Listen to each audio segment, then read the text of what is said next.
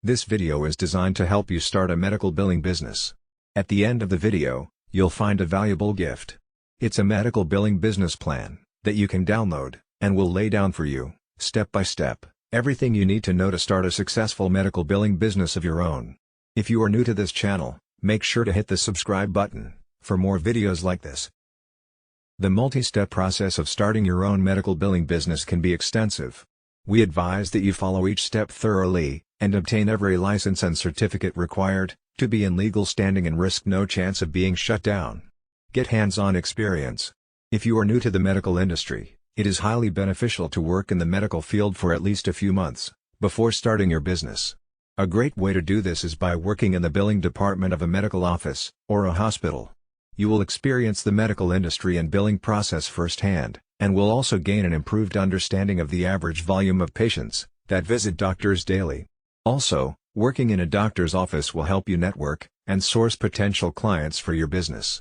You will handle a variety of medical records and insurance claims, and may even get to learn the electronic billing process if the practice supports it.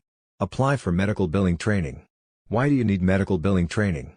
Medical billing differs from other types of invoices for two reasons. Medical bills go through an insurer before being sent to a patient.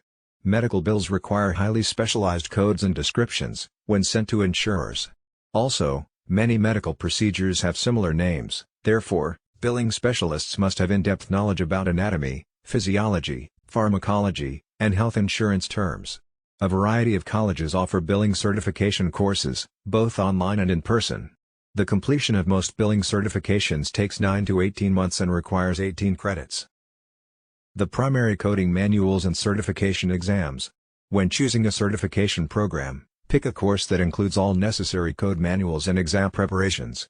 Medical billing certificate programs should cover 3 primary code manuals: CPT, current procedural terminology, set by the American Medical Association; ICD-10-CM, International Statistical Classification of Diseases and Related Health Problems, maintained by the World Health Organization; HCPCS, Healthcare Common Procedure Coding System. Watch out for scams. There are a plethora of medical billing opportunities that aid entrepreneurs in starting their own third-party billing business. For example, a company may offer to set the entrepreneur up with training, the perfect electronic billing tools, and a list of potential clients that need outsourced billing services. Sounds too good to be true, right? Reliable services like this surely exist, however many of them are scams. The Federal Trade Commission has created a guide for how to detect and avoid scams. It is crucial that you do thorough research on service providers if you choose to take this route.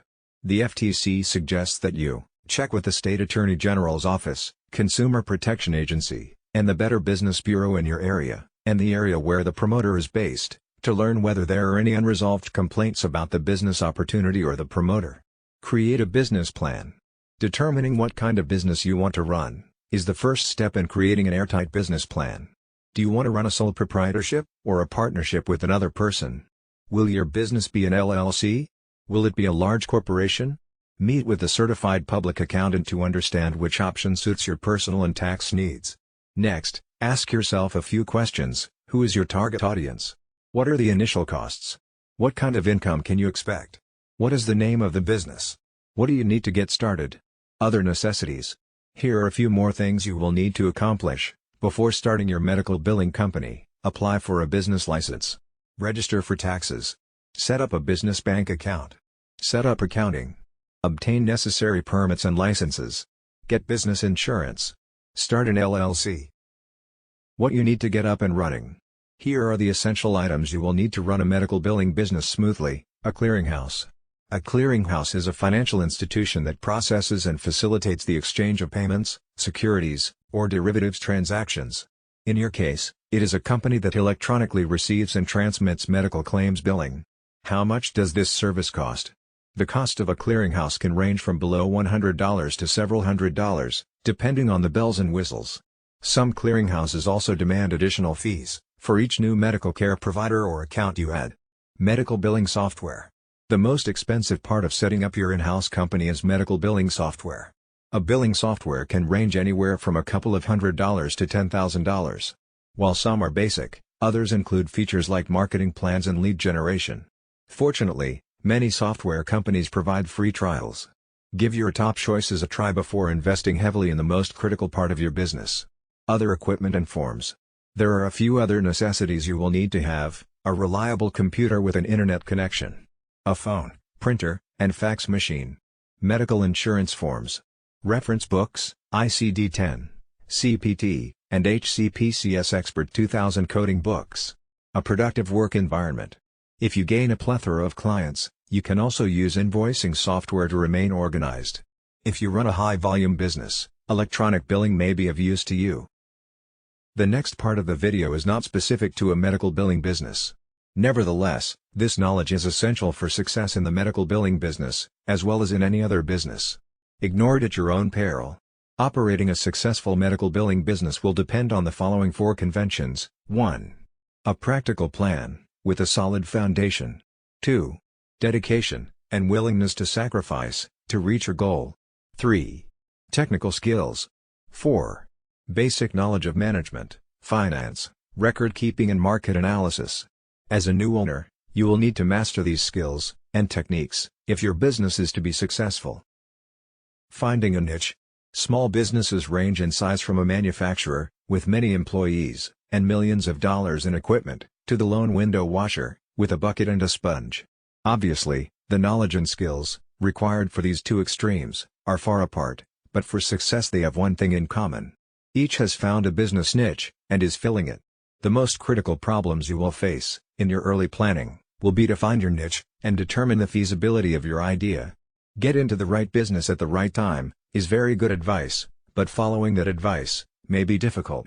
Many entrepreneurs plunge into a business venture, so blinded by the dream, that they fail to thoroughly evaluate its potential.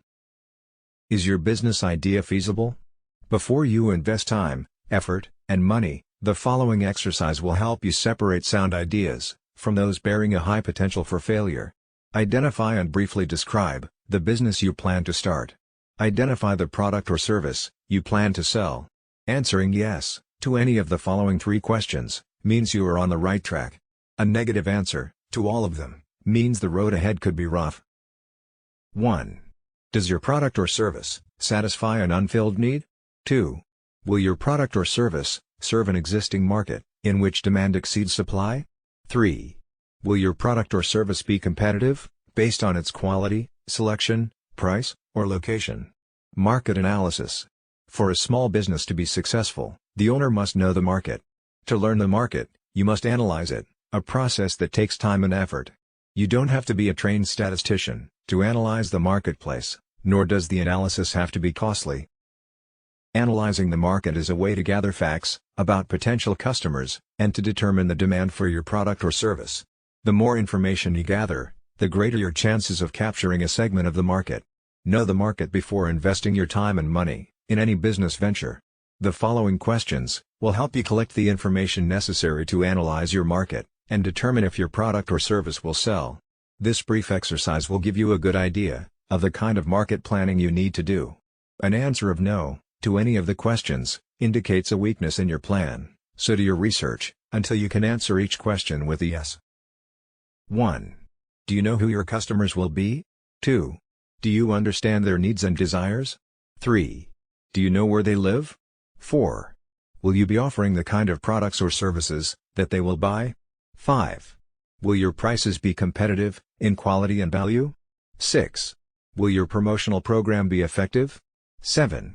Do you understand how your business compares with your competitors? 8. Will your business be conveniently located for the people you plan to serve? 9.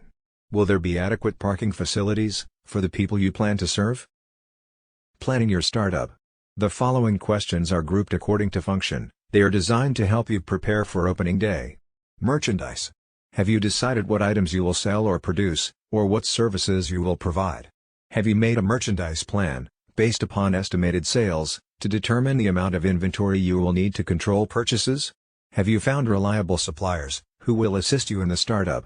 Have you compared the prices, quality, and credit terms of suppliers? Business records.